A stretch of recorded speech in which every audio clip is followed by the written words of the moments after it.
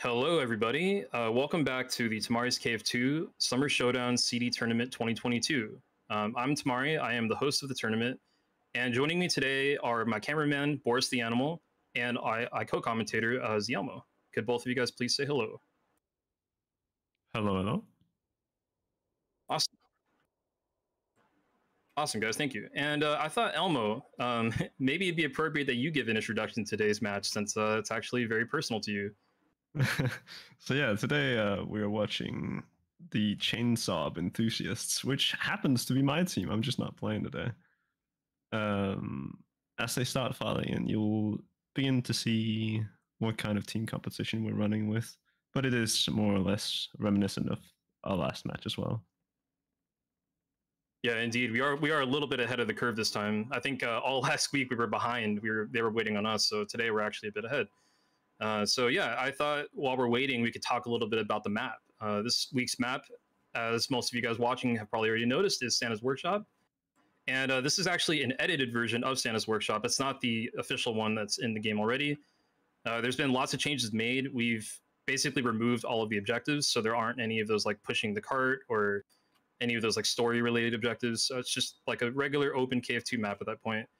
And there have also been a lot of other modifications made for CD purposes, just things trying to, reduce long sight lines and make things a little bit more comfortable for high-level play. So they will be playing this match today. And personally, what I'm excited about with this match is the fact that compared to last week's map, which was Hellmark Station, Santa's Workshop is a lot more difficult in various ways. The main one of those being the fact that this map is just not nearly as big. Hellmark Station is a very large map, and Santa's Workshop is not nearly as big as that. The teams will have to be very careful this time about their kite strategy. It's actually very possible in this match, to get into a situation where you can kite too fast and actually have Zeds coming from the front. So that's an example of something that's different from last week's match, and I'm going to be interested to see how the teams handle that. Another thing as well that's different from this week compared to last week is that the map itself is just straight up more difficult. In many of the last matches from last week, I believe, you can correct me if I'm wrong about this, Elmo, but I think everybody used the exact same hold last week, and it was the Jittery Joe's like coffee shop or whatever. And that was actually about right.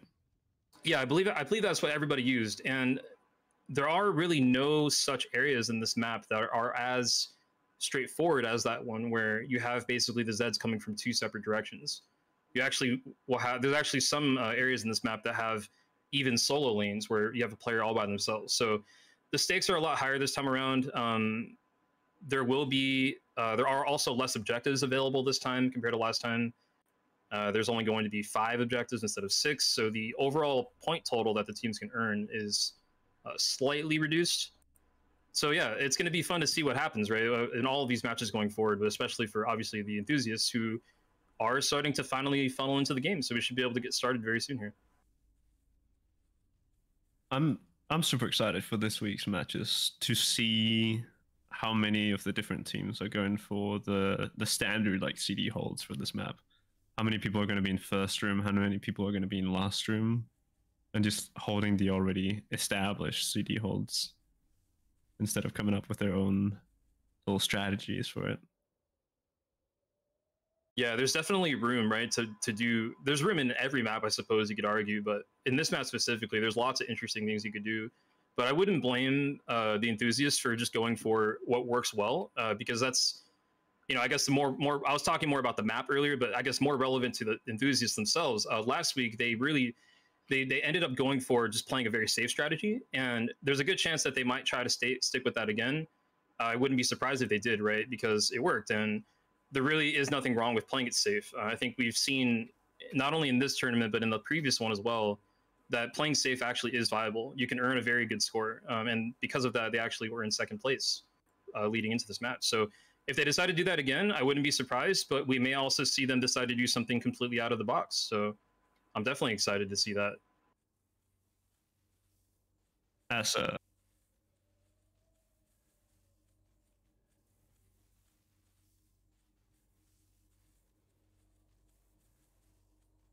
I think it'd be good for Elmo to talk about that. Elmo, would you like to give us a roster rundown, perhaps? I think you already know who's going to be playing, right?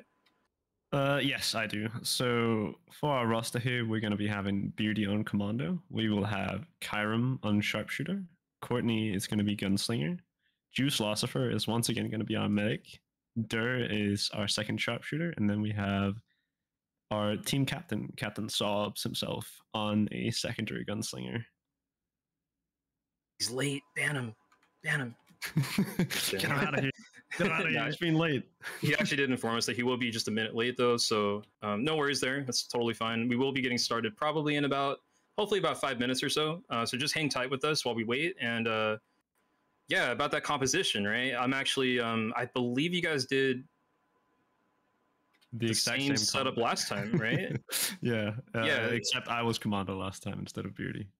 Yeah, Beardy wasn't playing last match, right? I don't think he was able to make it, so you were playing in his stead as a commando. But yeah, same exact composition as last time, which is going to be basically that's like the meta composition, I suppose, if you will. 2 gunslingers, 2 sharpshooters, a medic, and a commando. You can't really go wrong with that setup, full precision. And knowing ChainSAWB, gunslinger is like his favorite perk, so not surprising that he'll be playing that. But yeah,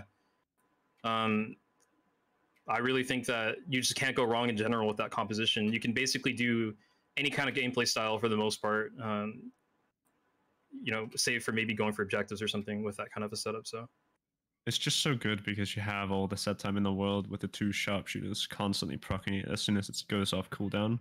Then you have Commando to keep it going, and Gunslingers to just go absolutely nuts while everything is slowed down. Fanfire is such a strong skill. Yeah, it's kind of crazy how good Fanfire is, right? Like one perk skill just makes Gunslinger really powerful. I mean, it's good without it, of course, but it's as good as it is in CD because of Fanfire. That one skill makes such a dramatic difference, and it all hinges on Z time. And Beardy's a pretty accomplished commando player himself, so I honestly would be surprised if we didn't see like constant full 6-stack extensions from him. No pressure, Beardy, by the way.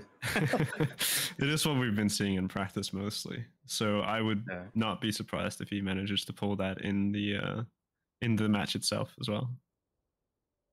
Yeah, I have faith. I mean, he plays from South America as well, so his ping is naturally very high, just because South American players are a lot more, you know, few and far in between, at least in our community, than North American players are. So he unfortunately kind of gets the short end of the stick a lot of times, but he's learned how to adapt pretty well to that ping, which I think is really impressive. And another thing I wanted to say too about 2 sharps, and it looks like there were some mentions about this in the chat as well, but one good thing about having 2 sharps versus only 1 is that you have a lot more coverage, right? You might have mentioned this actually, and if you did, I apologize, but you do have better coverage, so you can not only have more freeze grenades total in your pool, right? You have 12 instead of 6, assuming they're using always prepared. But you also just have better coverage, right? You'll have a situation where you don't actually have to worry about flexing and having the single sharpshooter have to run around the map and help everybody. You can basically just have the 1 sharpshooter on each lane taking care of whatever they need to do, right? And we saw last week with the enthusiasts themselves, that actually really helped them out, right? So that's another really good thing about having 2 sharps, in addition to the Z time procs. Oh yeah, of course. The freeze grenade is not to be underestimated. It is just straight up the best grenade in the game, and I'm willing to fight that stance until the day I die. But you'll die in this hill.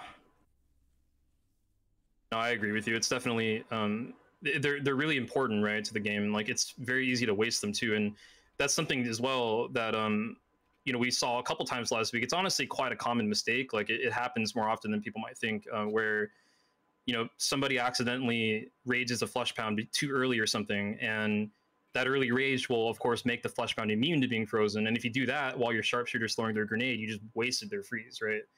And as we go along these matches throughout this tournament, the matches are going to start becoming higher stakes, right? The maps will get harder.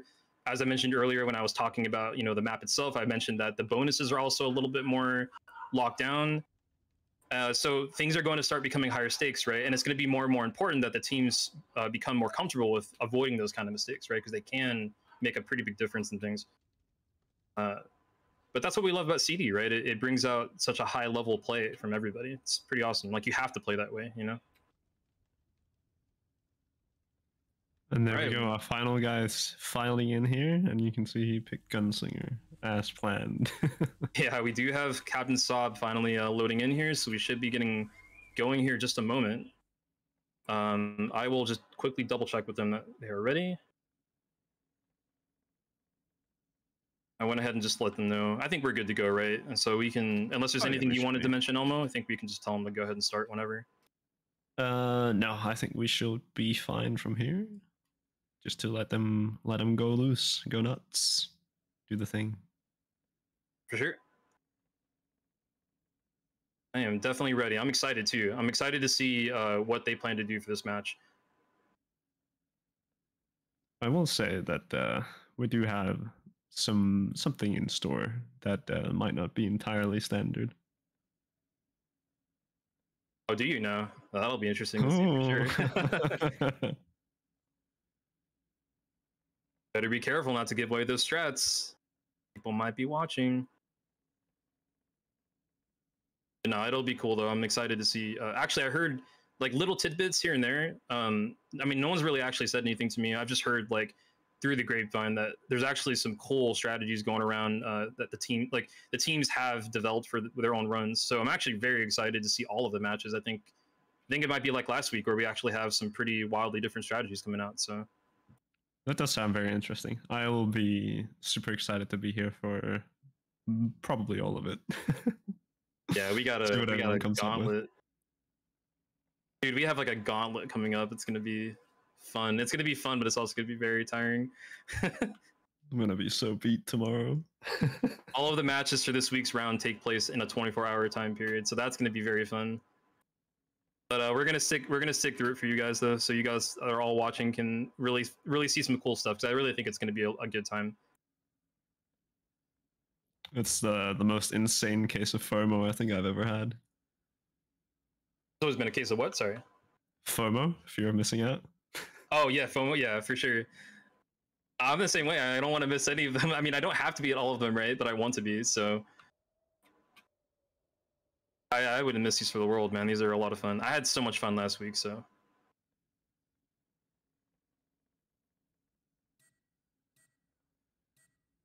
Oh, it looks like they're going. Here we go. So we are going to be going live here, and let's see where they decide to go. Since you mentioned something about there being a different strategy, and we have the Mr. Foster group. Actually, no, there's a Mrs. Foster this time. Well, for wave 1, you're going to be seeing some standard play here. It's only after like wave 2, 3 we're going to change it up. Aha, I see. I love the Mr. Foster theme you guys got going on, and I love at this time there's a Mrs. Foster from Kortknee. It's actually we also really have Beardy. He's keeping his signature cowboy hat, it seems. You're right. I see that. That's so good. I love that. Everybody else is rocking the white flat cap. Starting wave 1 here, there should be about, I think, 2 to 3 Scrakes, probably 2. It should be 3. Yeah, 2 to 3. And the first one is in right now, and he is getting some damage off. Kyrum almost going down there. He's low health, but they managed to get the Scrake down. That was actually kind of close, to be honest. That would not have been a good thing to have happen early.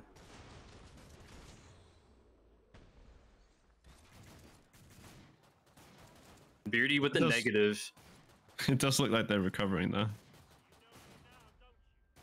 Yeah, they did handle it well. It got a little bit dicey for a second there, but they managed to pull it out, and they even had that freeze ready, which ended up not really being necessary, but I do not blame them whatsoever for using that. Better to be safe than sorry, right? Because they would have lost 100 health bonus there had Kyrum actually went down. Yeah, I think that freeze was premeditated. It unfortunately didn't get the Scrake, which I'm sure they were planning for, but that's what happens here and there. Yeah, on wave 1, you have to be a little bit careful, right? Because you don't have your good weapons yet, so it's very easy for those. It's one Scrake, right? It's not super big of a deal, but on wave 1, it kind of is, and it's very easy to. I imagine there might have been like a miscommunication there, right? Maybe ZeElmo started early and they just weren't ready. And speaking of Scrakes again, by the way, there is another one approaching ZeElmo actually himself. It will be coming out of that door to his right, so just in a moment here. See how they handle that one. Oh, he's taking the long way, I see. Yeah, there he is. He's finally making it.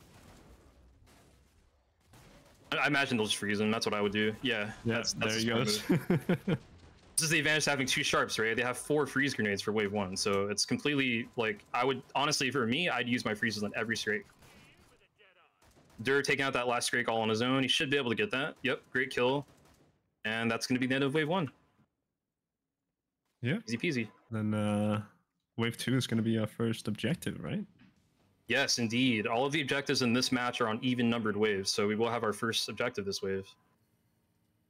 It'll be fun to see if they decide to take it. Objectives are worth 200 points, so if they do complete this, they will get 200 points on top of their total score. Looks like Captain is maybe deciding to... It looks like they're setting something up. Yeah, I think they're going to go for it here. Awesome. So we are going to see them doing this wave 2 objective. They are skipping. And Captain is downstairs by himself. This is interesting. This is not the way I expected they were going to do this, actually. Well, this hold is my design. It's because when we were practicing this, we kept having random things jumping, like running up the stairs and hitting us in the back, which became a major issue. So I was just like, okay, maybe I just stand down here at the bottom. I was a gunslinger in practice, and it just worked. So we stuck with it. Yeah, no, this is really cool. I actually really like this because I like the thinking there, right? That actually is one thing that I was going to say that I'm worried about with this hold. There's 2 things that can go bad here. Number 1, they could get sight rages from flush pounds because of how long the sight lines are in this room, right? If a flush pound comes out of the area that they were at last wave and sees them, that's going to be a time rage, and that could be very bad. And another thing is that back lane, but since Captain ChainSAWB is down there, he can, you know, at the very minimum, warn his team, right, if he needs help or something. So that's a really smart setup, I think. QP coming in on the, what is it, the left side, I suppose, but not going to be able to do anything. Everybody's kind of over there right now. Yeah, we have 2 sharps, our commander on the left side here. And we have a gunslinger solo lane on the right side, as well as the gunslinger solo lane down the bottom there. And this is going to be more or less our hold for the entirety of the match as well. Oh, wow, the whole game. Yeah, the whole game. We're going to expand on this, and then that's what we're doing. That's really cool. This is definitely not what I expected, for sure. Like, I figured you guys would have used the other hold you were just at, so that's pretty cool. This is like a good setup for blocking spawns as well, right? And I think that's what I find really awesome about this. So yeah. So the plan here is that when the objective isn't when the objective's done, the front lane is going to split into 2 lanes, or the left lane, the commander lane. Gonna split into 2. Kortknee is gonna walk forward to where the bridge starts, so she'll get more aggro over on her side. Oh, flush pound rage real quick. Quiet. Flush pound rage right there, and they weren't able to get the kill because the trash pushed Beardy out of position. Or sorry, Dur. My apologies. Oh, that was kind of bad, but they ended up recovering. They did get it though, so they are recovering here. Yeah. And Beardy does seem to have set time, so they are fine. But yeah, this hold is really high risk, high reward. It is super fast, but if you get pushed, you get pushed. Like, you're in the middle of the hold out of nowhere. Yeah, but I like how much room there is too, though. Like, between where Kortknee's currently standing and between where everybody else is, there's plenty of room for them to back up. They just need to make sure they're communicative. Especially with what happened there a moment ago. I didn't mean to interrupt you, by the way. No, that's fine. What happened there, though, was Dur was trying to go for that kill on that flush pound. He got the freeze, but some trash like kicked him out of position there, and that almost resulted in Beardy dying there. Oh, yeah, and they are actually starting to kind of lose their ground. But objective is complete. They can leave if they want to, which isn't a bad idea here. ChainSAWB getting that husk down there, that was smart on his part. There was a husk about to sneak in there that probably would have started flamethrowing, but he practiced some good target prioritization there and got that husk down before he could be a factor. Only just caught the tail end of that as well. Was another husker. Oh, nice. Another really good heads up play there. Good situational awareness on that second husk. And that's going to be the wave. Yeah, and that is the wave, and that will be 200 additional points onto the team's total score. So great stuff so far.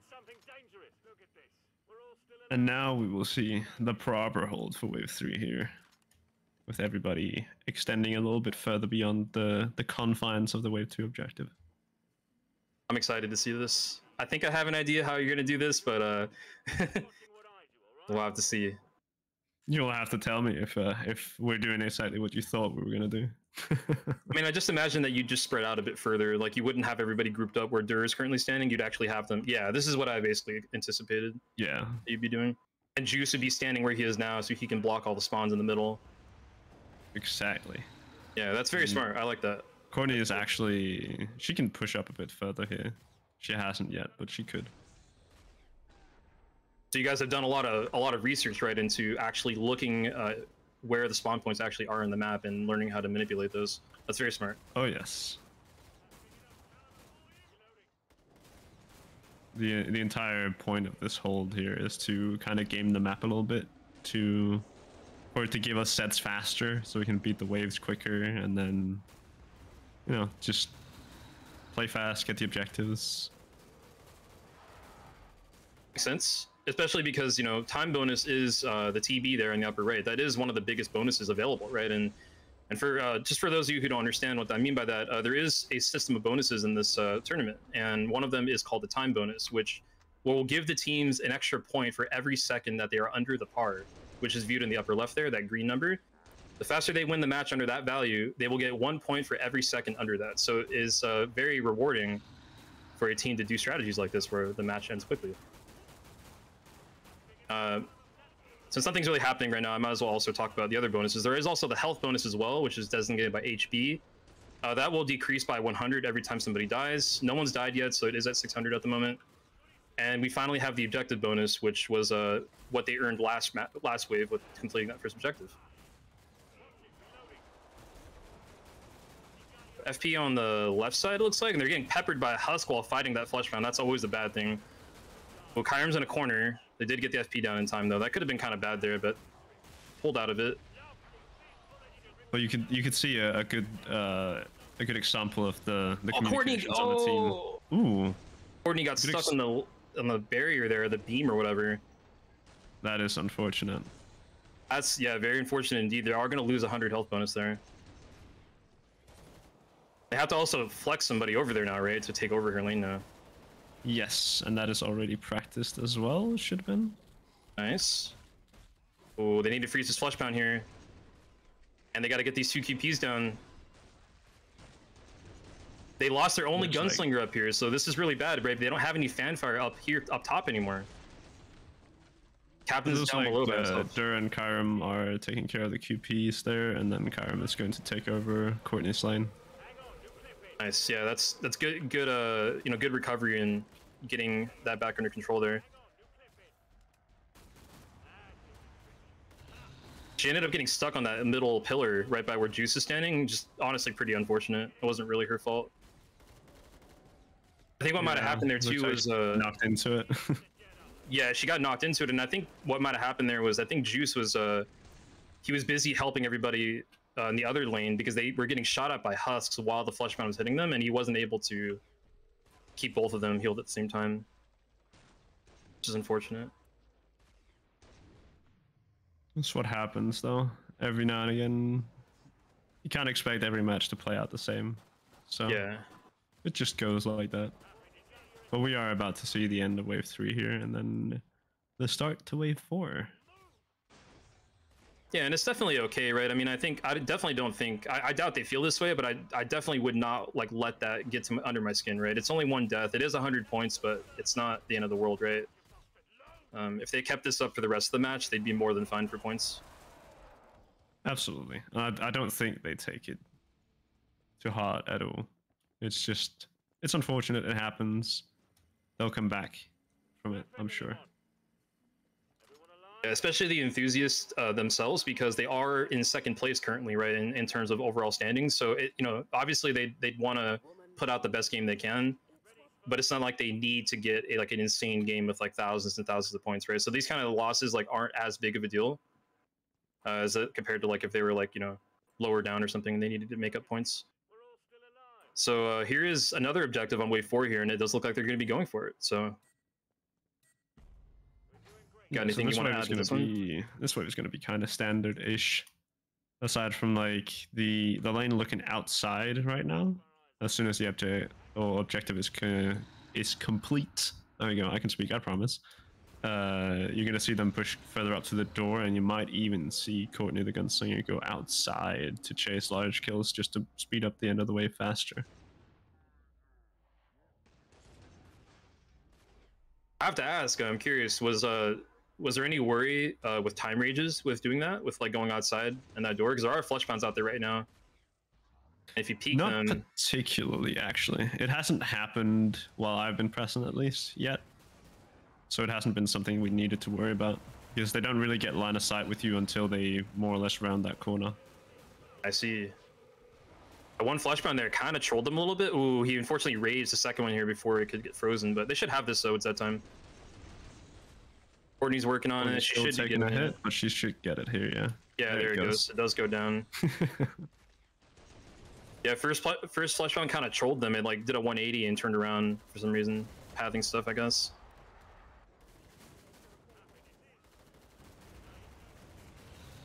Yeah, I saw him. He ran around that pillar there, which is a strange path for sure. Yeah, the pathing in this game can be kind of weird sometimes. But good, you can do except adapt. Good distribution of perks though. Again, right? Like you guys, like I said earlier, the enthusiasts have a sharpshooter on each lane right now. So when these kind of things are going down, they don't have to worry about asking people from the other side to come flex, which is actually quite a big deal, right? It saves them a lot of mental processing. Oh yeah, absolutely. Ooh, it's super helpful to have everyone or every lane stacked up to be able to handle any threat. I'm range on the back lane right now, but if we can get some extensions out from Beardy here, they should be able to get this flashbound down here. Oh, they did drop it, unfortunately. And Dur's kind of just on that FP by himself right now. I don't know if anyone else knows he's fighting it, maybe? Oh no, Captain came in there. Cap knows. And Cap knows. News?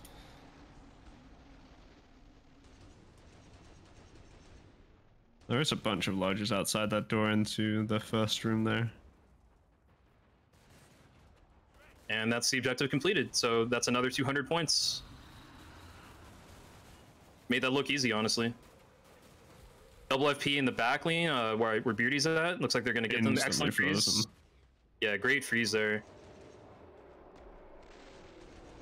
Good job as well there. They left that flesh pound decapitated so that he could get the extension off of it. That was very smart as well.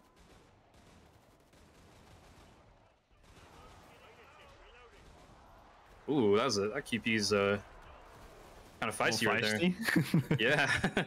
Instant re-rage into a crit.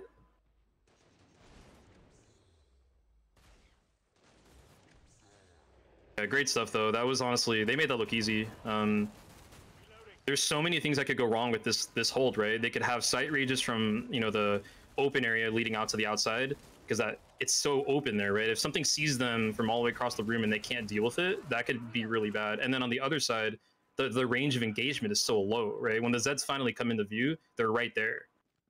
And both sides managed to handle both of those challenges very well. So that was really impressive. I think the close range engagement is kind of true for both lanes if you intend to have both lanes of people inside the objective itself. Because staying inside the objective to the outside door gives you such an awkward angle outside that you can't really see a whole lot out there. Yeah, and actually I can give you a little bit of insider information. That was actually done purposely.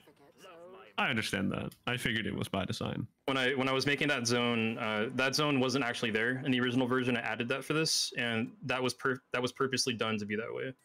So you had to choose if you wanted to see outside or be able to hold the zone, but not both at once. Yeah, they just managed to handle it super well. I mean, I got really nothing else to say except great work so far from the enthusiasts, and their time is really great right now. Wave 5 and it's only 12 minutes, dude. That's crazy. And here we are back in the usual hold.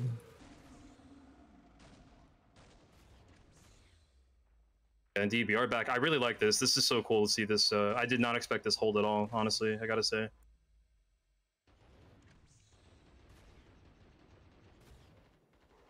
The thing about it is that it does go at like breakneck speed, so you really have to be confident in your abilities. You don't have a lot of time to just go, should I engage this now? You just have to engage. Dur's about to get a triple FP right now on his lane, and he's alone. He might have to call for a flex here, perhaps. My assumption is that he will have Kyrum coming up on him shortly, once he realizes it's a triple. He can do this if he gets his first flush round down and then freezes the other two. He should be able to get it by himself. And there he goes with the freeze. Yeah, he does go for the freeze, and he just needs to get this second FP, and he should be good. Wow. Yeah, and there he goes. Excellent job Beautiful right there. Execution. Yeah, absolutely fucking awesome to watch that. That was cool. Sharpshooter is one of those perks where, you know, you don't have the luxury of having those high-speed reloads, right? And you don't have fanfire, so you have to use your ammo sparingly, right? If you get caught with your pants down, so to speak, you're in trouble. So good execution and like use of space on his part there, right? Yeah, you have to really manage everything you do on Sharpshooter because it's so unforgiving. If you have to reload at an inopportune time, you're just done for. It's over for you. GG. Yeah, and I have to mention this, by the way. We do have in the chat, we do have someone saying that their waves are under 3 minutes right now, which are it's insanely fast, dude. That's much faster than any round we saw last week. So great pace so far. Captain ChainSAWB is having 2 flesh pounds downstairs now. He's right below where Durr is on his lane. Oh yeah, I do see that. He should be able to get this down though with the SPX. Yeah, the first FP already kicked that, and there goes the second one. Yep. Great Z time from Beardy. Just enabling his team, right? That's the commando's job. It's the enabler. And so far, he's doing a great job of that. Just giving everybody a plethora of reaction time, right? To make decisions, so. Such a clutch perk to have. Yeah, indeed. Probably the only perk that you could say is like literally necessary in any match of CD. Like you can do commandoless runs, right? But it's like you're really handicapping yourself by not having a commando. Absolutely. The commando's role is so important in enabling your gunslingers or whatever else you might have that really thrives in set time, like say a SWAT or a support for that matter. Ooh, another triple FP coming to Durr again, and now this time with a quarter pound and a husk. He's got to be careful with this husk coming up here. Another good freeze there. Freeze out. Yep. He's gonna have to use another one here, which I anticipate he will. He does have that husk coming in, and I don't know if he knows that. So when he throws this, he's gonna have to watch out for that. Might pop out here. He can use the corner to break line of sight to the husks, I believe. Yeah, that's smart. That's very smart. He might have even seen it and like did that on purpose, right? Oh, they raised the FP too early there. Did nullify that freeze, but they managed to get him down in time. And it is the end of the wave here, so. Yeah, we do only have 11-10 left now. There is a little funny squad coming in with 2 Skriks and a husk here. But they just freeze out and then it's over. Yeah, the 2 sharps, right, is really coming in the clutch. Because if you look at Kyrum right now, he's got 5 freezes still. Yeah, so like no matter what, like let's say Durr ran out of freezes, they could have easily just asked Kyrum to swap places with Durr, and then suddenly you refresh to 6 freezes again, right? So that's again the double sharpshooter composition. It's why it's meta, right? It's so good to have 2 sharpshooters in addition to all the Z time procs. On top of that, the freeze range is so high that Kyrum doesn't really need to do much more than just turn around, chuck the freeze, and then turn back around again. Yeah, the proximity of the lanes, right, allows that to be a factor. It's he doesn't have to move very far. Exactly. And they can really use that to their advantage in a hold as tight as that. The most difficult part is if any of the solo lanes need a freeze. Think Kortknee or Captain. If they need a freeze, then someone needs to fully rotate almost. Yeah, especially Captain's lane, right? And not even just freezes, but just in general, like if he needs help with anything, it takes a while for people to get there. Absolutely. Especially if he needs heals. And we do have the objective on wave 6, by the way. This objective was also present in the last tournament when we did this map. And it's quite a spicy objective to say the least, especially because right now where Durr is currently facing and Kyrum, they have to deal with Zeds dropping in from above on them, which can be more difficult than it sounds to take care of. Absolutely, but they've run through this a bunch of times at this point, so I don't have much in terms of doubts that they'll complete this. Oh, 3 husks though on the left bridge. They got to get those down before those do a little too much damage.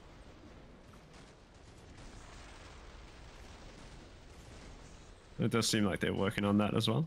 Yeah, there they go, all 3. Yeah, I even saw Kortknee turn there and help out too, so really good communication, right?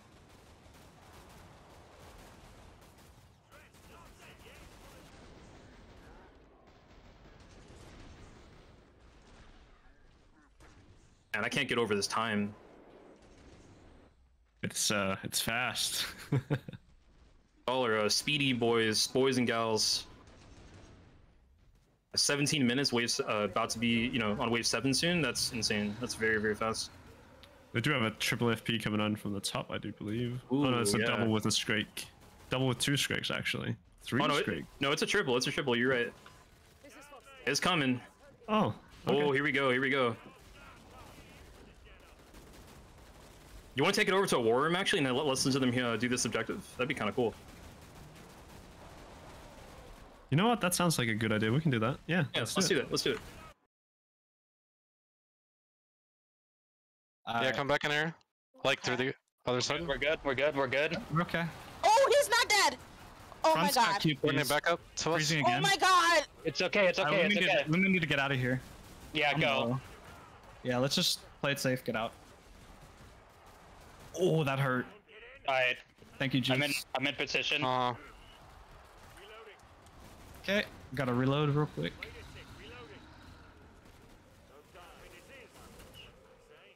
We have never gotten. Oh, rage straight. I like how that happens. Yeah, when- that objective has never been an issue. We've always been able to Do we want to retake it? hold that. Nah, I don't think it's worth it. I don't think. we're holding. Behind your cap. Yeah. Behind us, main. I don't think we're gonna get it anyways. Yep, Yeah. I'm starting. Juice to your 2 right. flash grounds on the stairs. Freezing. Nice freeze. I have no freeze left, by the way, so No heal nades either. I don't have M14. Nice Okay, shot. Kortknee. It's okay. Retake. FP starting. I went from not dying at all last game to dying twice. That's Is nice. Scrake coming up? I'm about to Starting freeze. Scrake. I have no freezes. Okay, someone's gonna get hit. QP on the I'm backside. getting hit. I'm At getting hit. Juice. We're running. We're running. Look out, Juice. Okay, we got I'm this. chilling. I got armor still. Just take out the FPs. Starting that one. Super cleanup time. Oh shit! Watch out. One's gonna hit. Okay. He's still coming after me. Floats Float behind from- you. I'm okay. Okay, get the bloats. Get the bloats. Fall back to the secondary hold. Back here. Kill this FU. Just, Yeah, I'm coming. okay, we're good. Clean up. Okay. Clean up.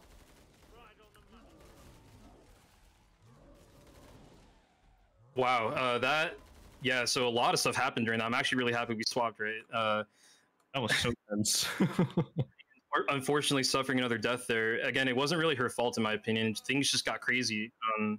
But I think that the team overall, I have to say, they did a really great job at keeping their composure. Even hearing Captain there, SAWB telling Kortknee, it's okay. Like, I think that's really cool to hear that, right? It's very easy in those kind of moments to get rattled. And it did get close, man. There was some couple scary moments of that. They had no freezes or no medic grenades either. But yeah.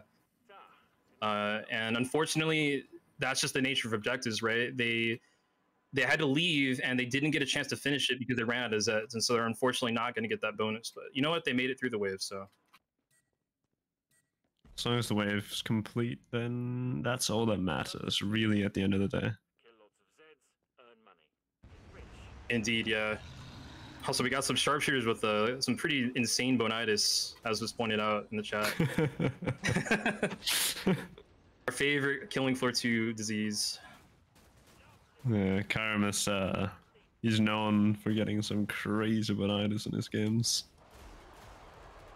Kyram's knees are like in his chest right now on my screen. It's pretty awesome. Yeah, I'm in the same, at the same stage. I think it's that little ledge he keeps walking over by the little slide there. I think that puts him really far into the ground. Yeah. One thing I wanted to point out too, by the way, just about that last wave real quick, was I really think that it was also, I would say it was the right call to not go back for that objective. I heard them say that as well. They were thinking about retaking it, and I don't know if it was Juice or Kyrum said it's not worth it. I think that was the right move. Things kind of had already gone into disarray, and they just decided, you know what, let's just forego the 200. It is 200 points, but it's not worth more deaths, which would cost even more points and time, right? Absolutely. I'm just greedy enough that I probably would have gone for it. Yeah, you are greedy, Elmo. True. Ooh, Dirt took a crit there, but armor That's is fine, king, he so traded. he's okay. Yeah, I mean, armor is just so good.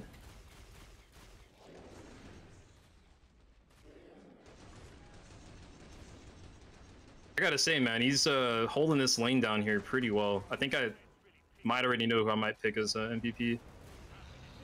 Because without him doing that, it's the lane where Beardy's at would just be not having a good day. Like he's doing work over there right now. Everyone's putting in a pretty good effort here for the betterment of the team. That's like the thing about this hold. It requires such close and tight teamwork. For sure, yeah. No, I'm definitely not discrediting anybody, of course. It's just he has to play so tight here. He has like no room to work with, and right now he's actually got double QP and double Scrake right now. He managed to get one Scrake down, but he still has the 2 QPs, and he gets the freeze off. That was a good freeze. And there's Beardy helping. Yeah, Beardy helping out with that FAL, right? I think he's doing FAL Scar. He is indeed going FAL Scar. Yeah, that's a great weapon for Commando to help with larges. It really is. It is so powerful. It's not even funny. It's 60 damage per bullet, if I'm not mistaken. Is it not 70?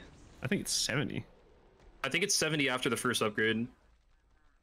Could be wrong about that though. That might could be very true. I am unsure. I don't know the stats offhand, unfortunately. Yeah, I could be wrong there. It could be 70 before upgrades, which is either way though, it's far above and beyond any of the other Commando rifles in terms of raw damage output. Oh yeah, the thing is absolutely positively busted. It allows you to tap into a little bit of not my job. I can take out largest now. And not in my job description.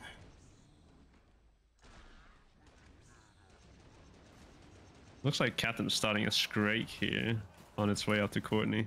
And also he managed to get her the time range. Oh, never mind. It's going for what? It's indecisive. Here it comes. Celestions is going on an adventure right here. Oh, that perfect Z time proc though. If she doesn't get this in set time, she needs to take this hit here though. Indeed, yeah. She did get it though. No damage taken. Absolutely. Very good execution. That poor Fleshbound. He just wanted to give her a hug, man, and that Z time just had to activate. You have no chance. That set time could not have procced at a better time. Seriously, it was like so perfect. Just as it rounds the corner, set time's like, alright, I guess it's time for me to show up now. Oh, there's the last Z. It's a Scrake, and just I mean, was it really even a Scrake there, honestly? I mean, I didn't see a Scrake. I just saw some icicles on the ground.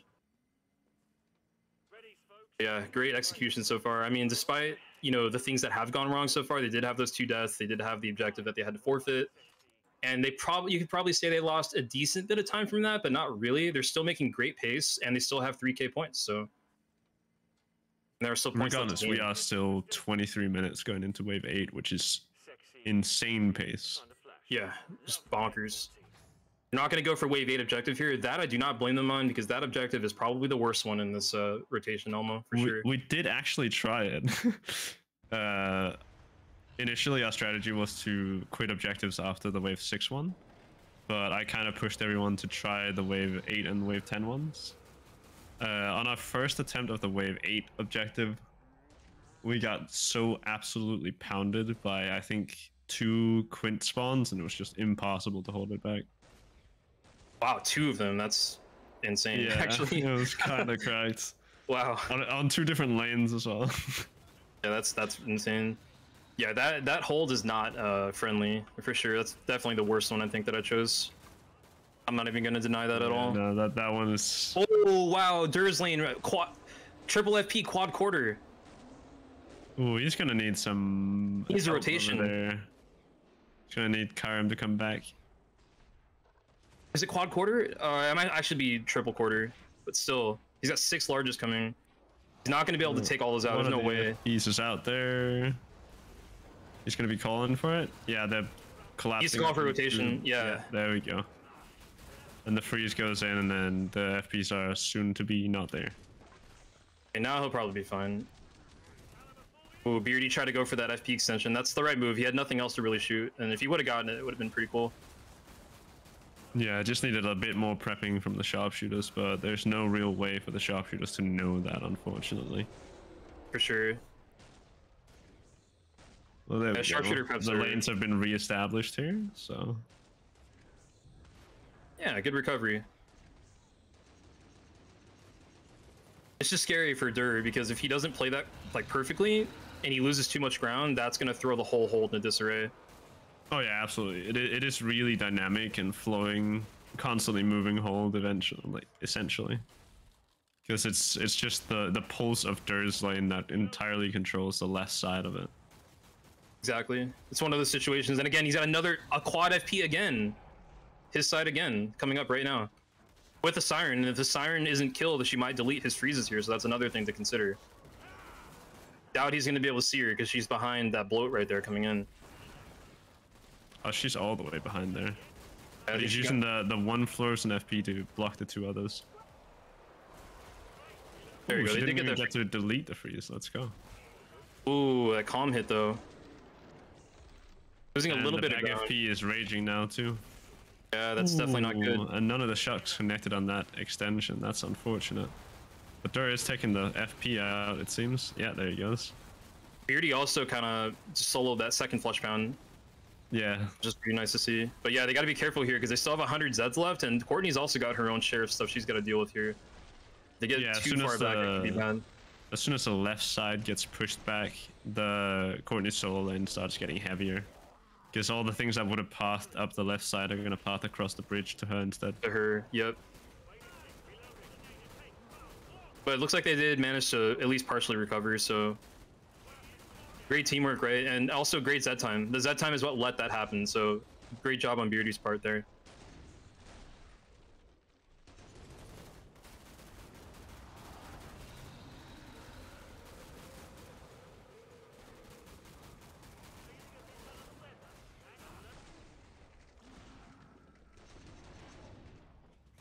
Sorry, this is my first time actually seeing how the left lane looks in play. I haven't been on that.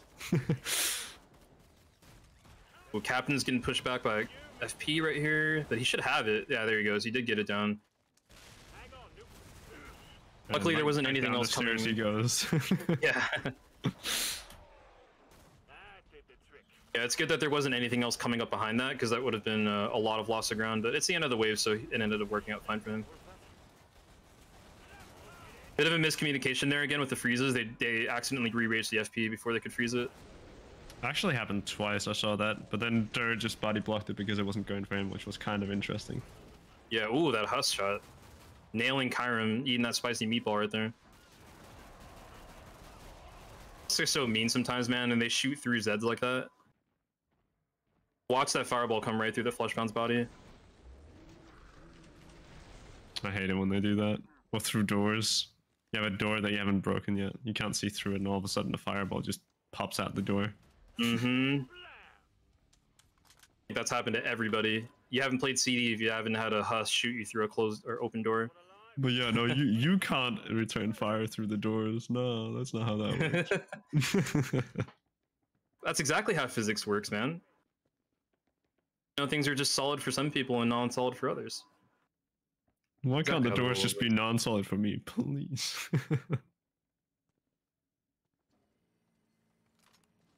Sexy, deadly, kind of flash. Love my Yeah, so solid stuff though so far. Again, I just have to reiterate on the time. Wave 9 and we're not even at a half an hour? Insane.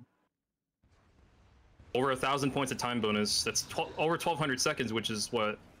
Oh, 20 minutes, right? Yeah, 20 minutes of time bonus. Nearly. Over it right now. Yeah.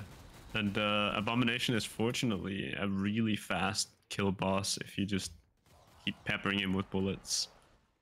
So I would be surprised if we don't see a bunch of 1 minute, 2 minute kills on Abomination this tournament. Or this round in general. Yeah, agreed. Especially because for A-Bomb, you can actually shoot past his armor if you really want to as well. There's lots of ways to damage him without having to worry. No, it's not like fighting Killing Floor. I would say KFP, King Fleshbound, and where you have to chew through his shield, right? Double Husk, double FP on Dur's lane right now. But the Husks are first. Bit of a spicy squad. Ooh. Smart play there. He froze them. I think he was about to go for the kills, and I was going to say that he has to be careful not to backpack shot the Husk. But yeah, he decided to freeze a Husk next to a Fleshbound is a recipe for disaster. Yeah, not a good thing to have happen to you. Ooh, he blocked that freeze. Well, good freeze right there, though. Saving Beardy from getting stuck. That would have been bad if he got hit by that, I think. Got I stuck in actually the corner. think that second freeze might have just caught him while he was still on cooldown from the first one. There is that 5-second cooldown in between freeze. It looked like he blocked it for a second, but I think you might be right, too. I think it was just coincidentally. He was also blocking. Yeah, that was an intelligent on the right side there. Ooh, yeah, they do. We need to get that guy down fast. And a crit for Dur, but he's dead. So double crit even. Oh yeah, he shared it with Beardy a little bit. Yeah, they both took the hit there.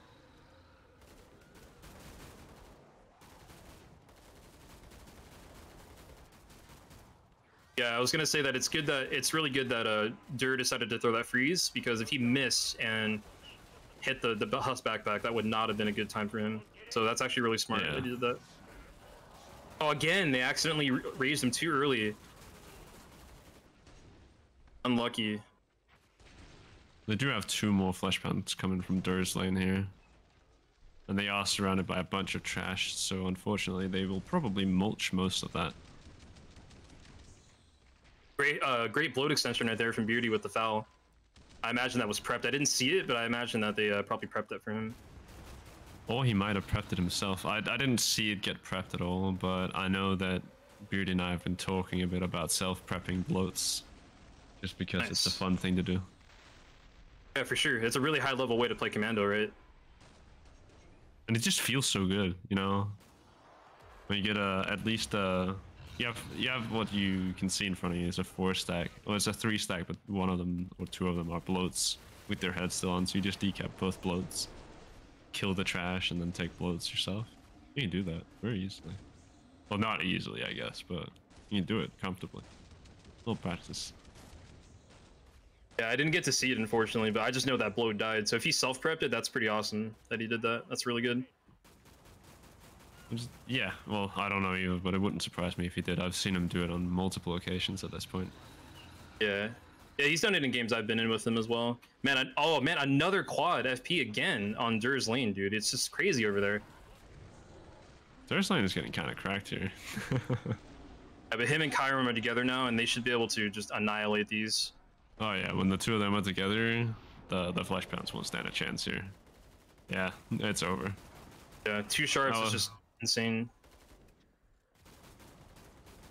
The amount of DPS that Marksman lets you get with SPX at +1 and +2 is just nuts. You can just destroy flesh pounds. Yeah, it feels so good though when you get it. Captain's been coasting pretty comfortably downstairs. He's just murdered 2 flesh pounds in cold blood. And show some mercy for the Zeds, Captain. Jeez. And here goes the cleanup phase of the game. Of course, that's left. Oh, one of them's an FP. Is this wave 9 or am I just tripping? This does not feel like wave 9. They like quick game. And here they go for the objective. Yeah, dude. This is insane.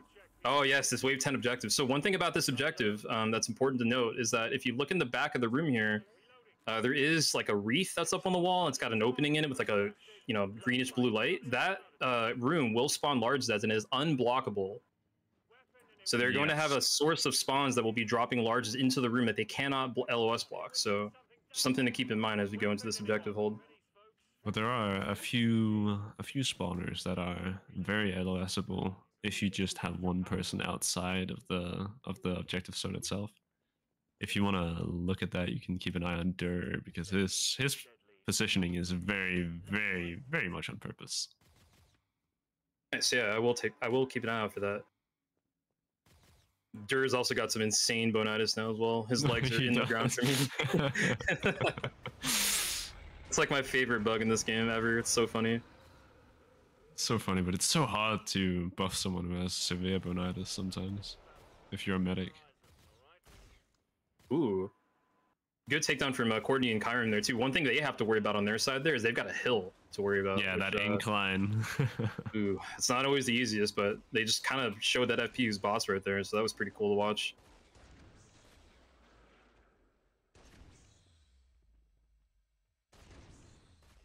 also smart to have them two over there, right? I don't know if they were both there because of that reason, but even if it wasn't, it's still smart for that reason. You just secure the kill, you know, more likely to secure it. I do believe it is on purpose that they're body shotting FPs after they decap, just to first off get them out of the way and make sure that they don't get mic'd secondarily. Thinking if things heat up a bit more here, we should hop back over to another war room for this wave 10 objective. I think that sounds like a great idea. And I wouldn't even mind going now, actually, if you guys Yeah, want we could to. do it regardless. I was about to say. Yeah, I'd be down for that. Yeah, let's do it. Let's do it. Let's go. Let's kick it over to right, ChainSAWB Enthusiasts war room. Yep. Yeah, we're alright. Alright, starting the next one. Nice. Gotta reload. Break Alright, doing behind straight. it. Alright, I'm gonna prep that FP back Both of them. if I can get a line of sight. Freeze the bloat. Nice job. Thank you. FP front, two nice. more back Nice. prepped. Nice. Two more scrakes. Getting my spare. I'm gonna freeze that once these sirens die. Okay. We're good. Starting FP back.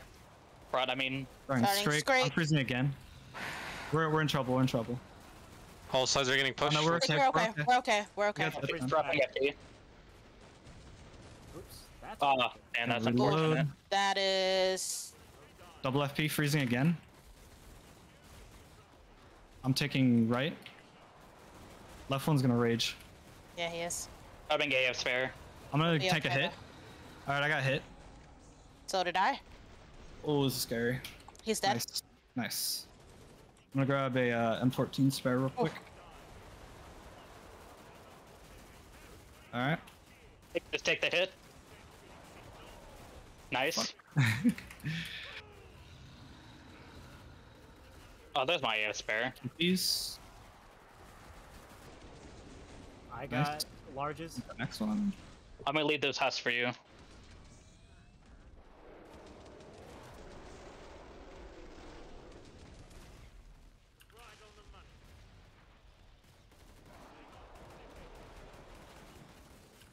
Thank you. Yeah. Two I'm FPs. leading to skin these husks first. Good job. Skrik in the back, I'm starting. Greg Yeah. prepped, front. I'm with you. Gonna reload real quick. Actually, probably. Nice.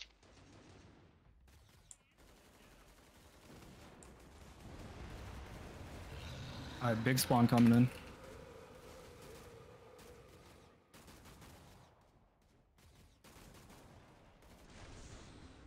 Got trash if you pre-fire. Oh god, Beardy, you just built different.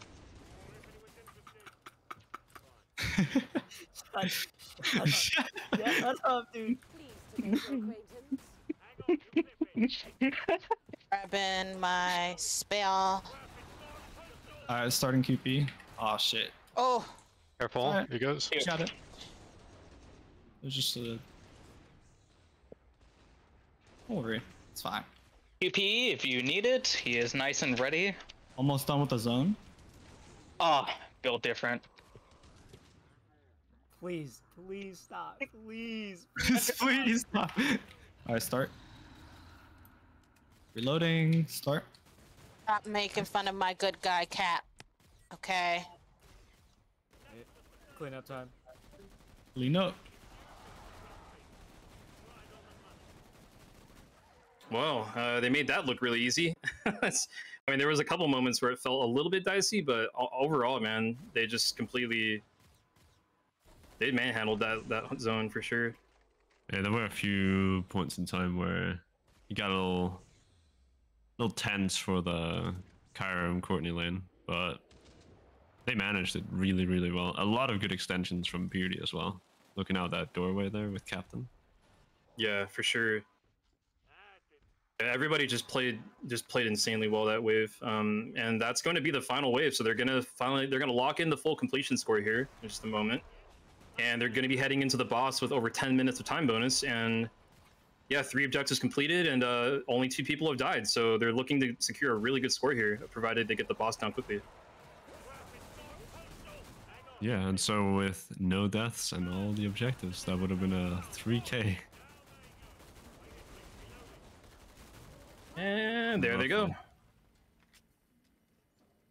That is wave 10. So yeah, so they have 2,800 here basically, right? Assuming they skip quickly here. And they could get this kill in a minute or so if they're fast. So they'd only really, lose about another 60 TB. So yeah, they could be looking to get 2,700 plus for this game, which is a great score. Even better than your guys' score last week, actually. I think you guys got 2K. Yeah, we got a 2055 last game, or last round. Yeah, that's amazing. That's a great improvement. Here we go. So the boss will be Abomination. And let's see how they manage to take this. I got the funkiest camera on this one.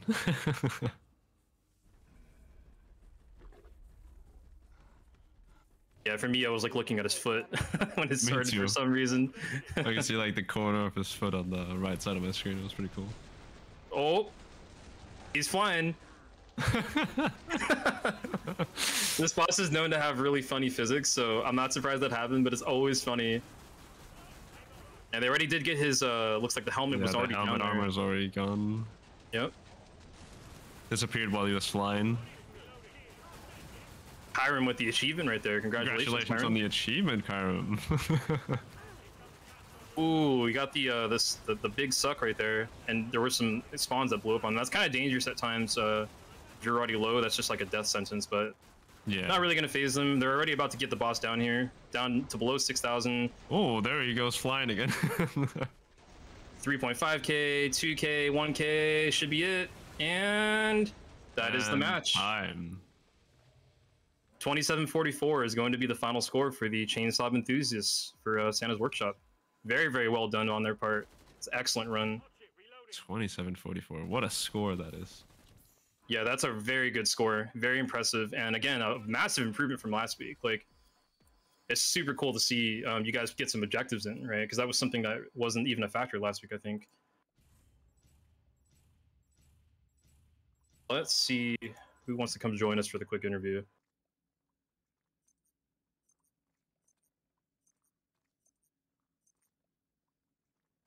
Oh yeah, Kyrum actually sitting here with 400,000 damage and 95 large kills. That is an insane amount for a sharpshooter.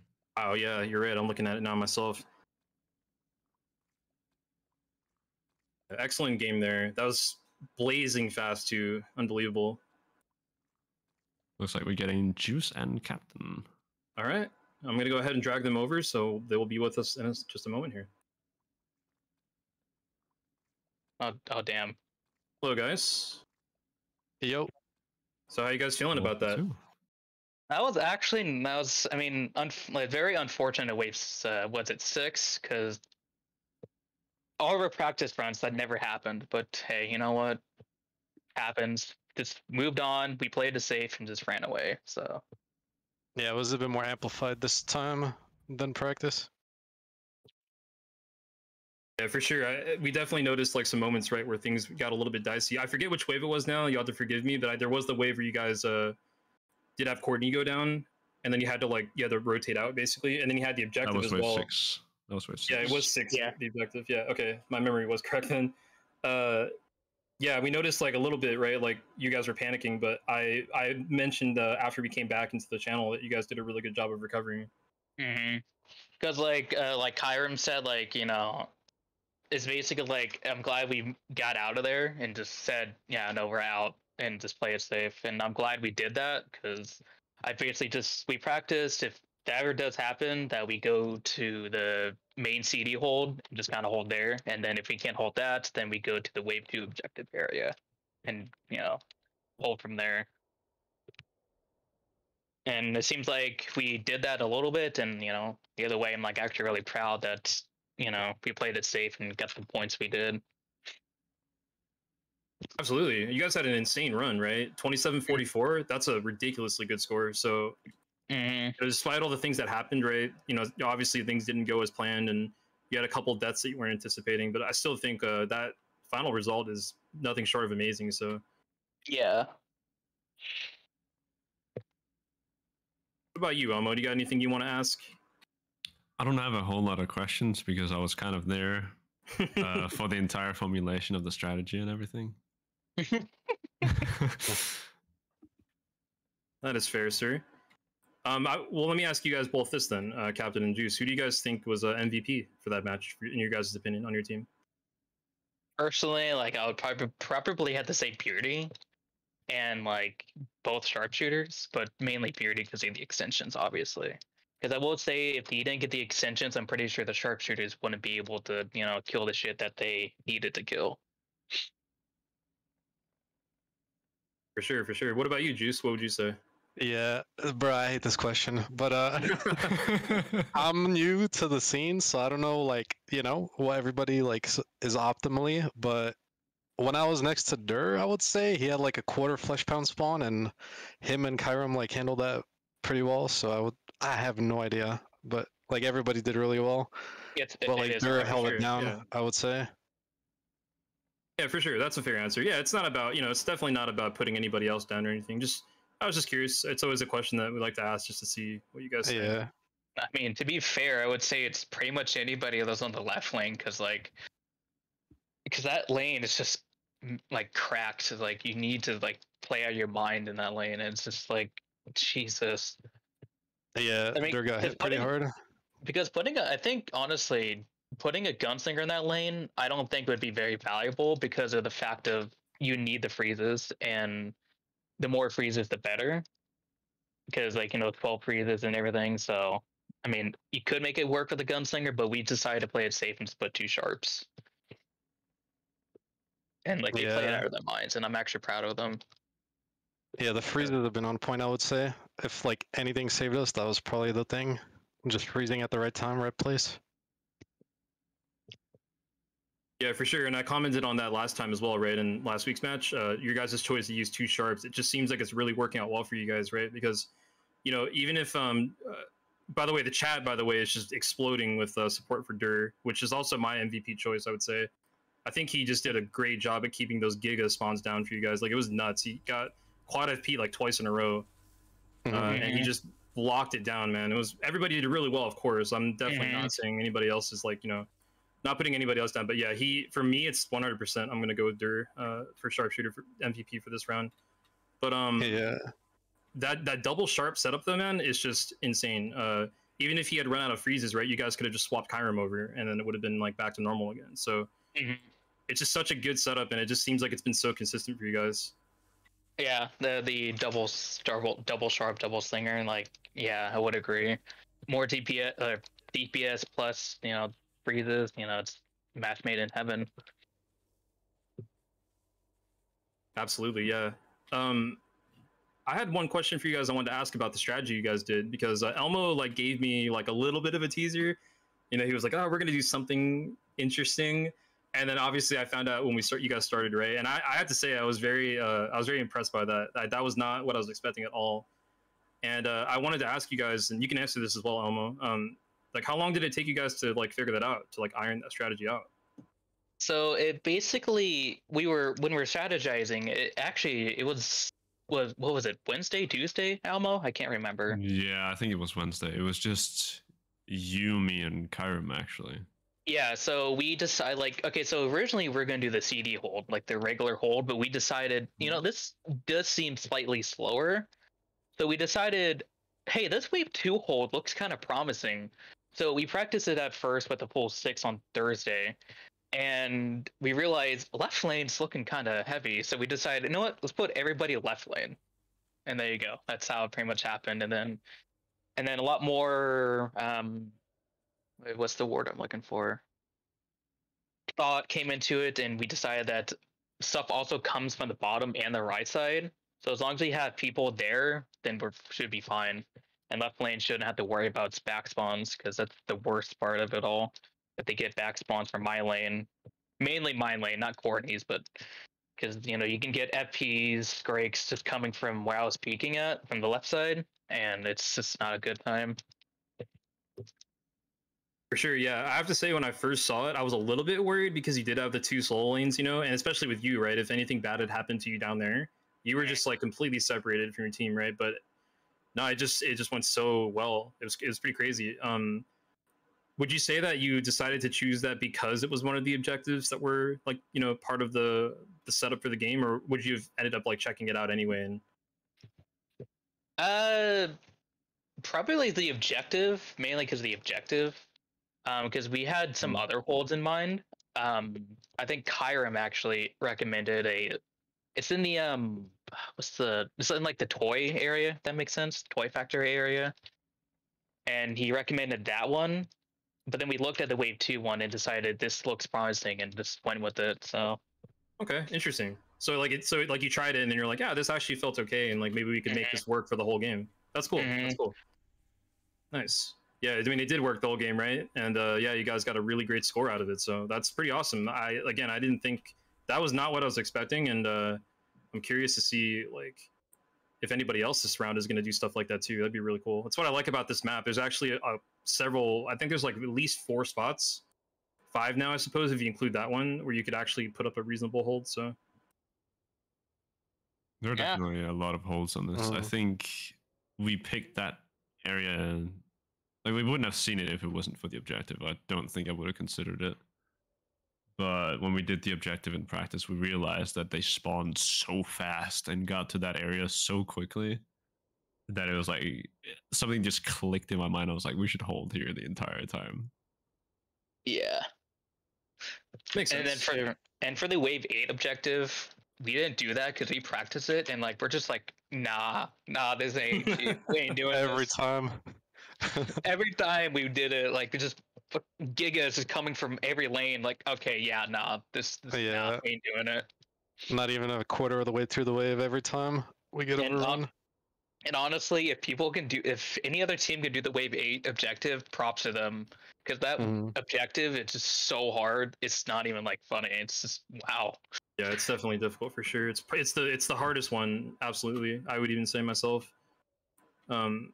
I wonder if like it may be doable with like chaos perks perhaps, but we've actually been seeing a lot of precision teams in this tournament. So under those circumstances, you might very well be right that it could be, most teams might just skip it. Yeah, because we were playing like doing all the objectives, but then we did that one. Nah. Yeah.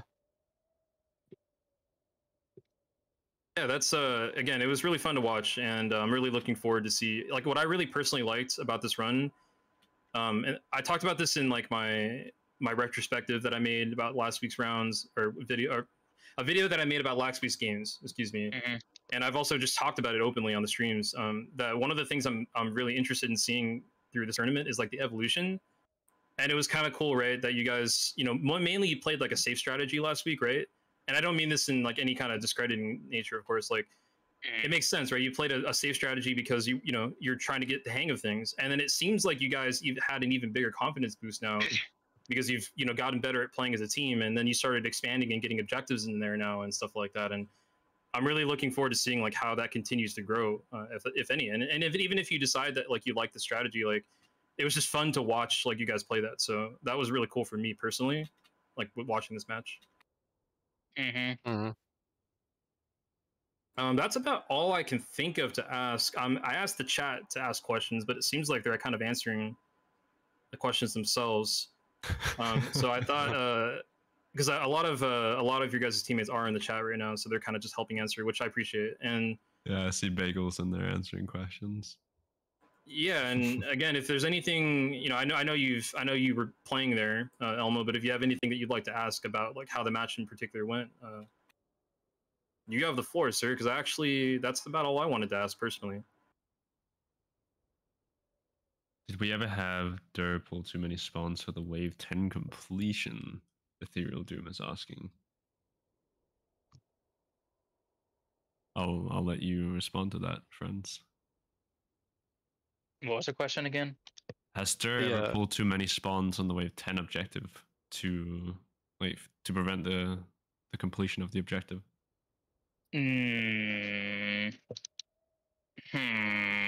That'd be giving out valuable information, but it's a simple yes and no question.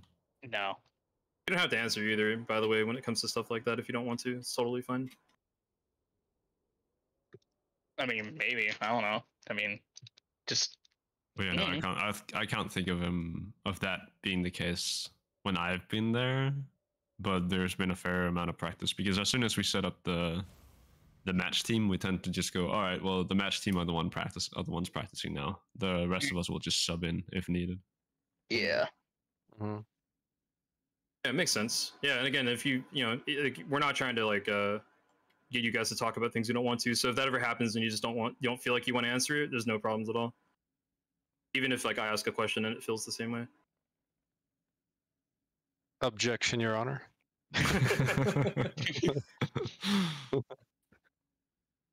Yeah, I think unless anyone else has anything they want to ask, this might be, I might want to keep this one short and sweet because I do have another match I have to prepare for later. It looks like, besides that question, I haven't seen anything else in chat. Yeah, no, me neither. Unless it pops up like right this second. But yeah, did you two, Juice and Saab, did you guys have anything you wanted to close out with before we end the interview? I'm surprised I didn't die by Scruggs. That's all I gotta say. No, Yeah, Sam. why didn't you? Oh man. I don't know. You know what? I almost did though. I don't know if you guys were watching, but I almost did. It was like I don't know where it was at. I think it was like the far corner of my lane. Right. I got sandwiched by a Scruggs, and I was like, okay, I'm gonna die, and everybody's gonna make fun of me. But I didn't. So there you go. That would have been funny. I would have made fun of you. Absolutely. Just pull the captain, dog. Yeah, just do it. Come on. You won't.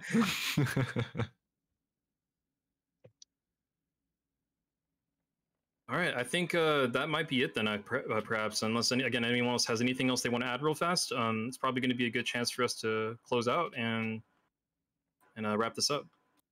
Yep. I think that about sums it. Okay, guys. Well, thank you to both of you guys for joining for the interview, and thanks for putting on such an awesome match. Thank you to your whole team. Right, it was really fun watching, and we're looking forward to seeing what you guys do next week. Yeah, thank you guys. Thank you.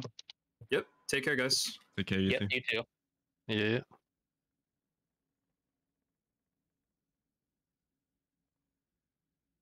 All right, and it is just us again. And so, yeah, like I usually do, I just want to extend the thank you out to Boris and ZeElmo, both of you guys, you fine gentlemen, for helping me with this cast. I appreciate it. It was a lot of fun. And thank you to the viewers for coming out and checking out this game. The next match will take place tonight at, I believe, 11 p.m. Pacific Standard Time. Unfortunately, I don't have the conversions for the time zones, but yeah, 11 p.m. Pacific Standard Time, it will be on my stream, twitch.tv/TamariTM. And I believe it's Team 404, so Boris's team will be playing that match. So it is in 5 hours and 15 minutes for those watching this live. Awesome. Yeah, thank you for giving that figure. Yeah, 5 hours, 15 minutes, twitch.tv/TamariTM.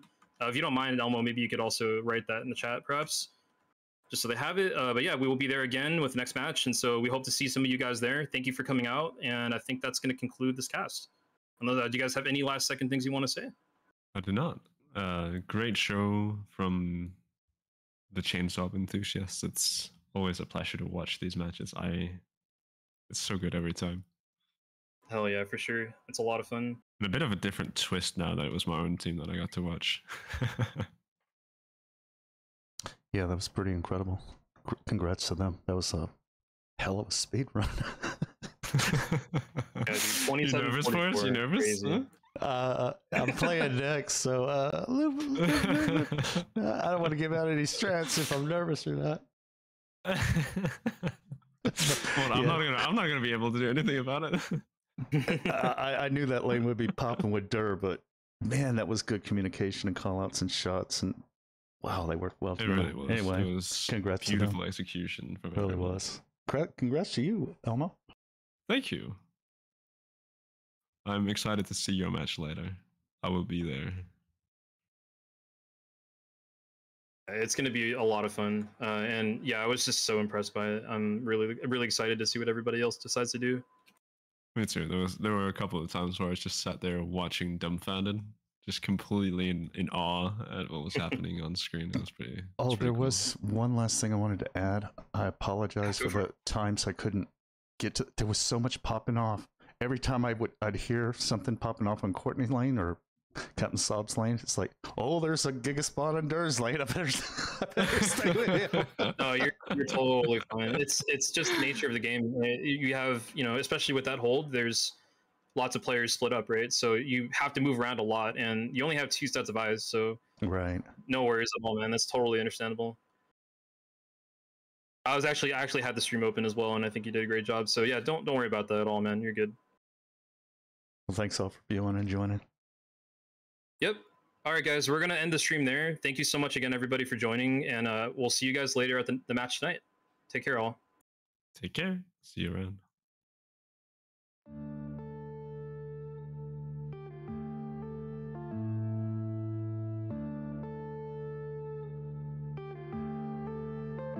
Yeah.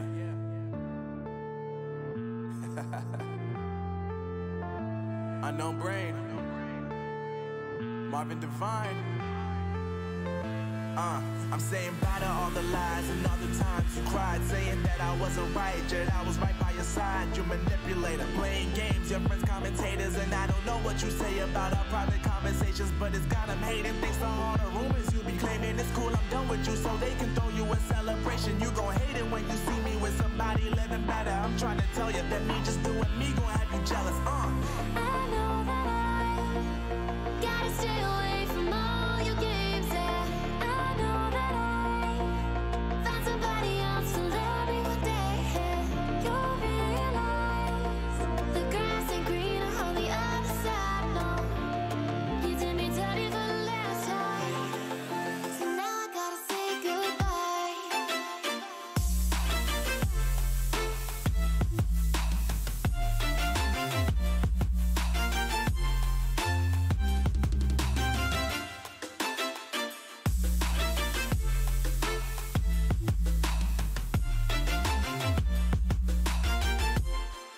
So now I gotta say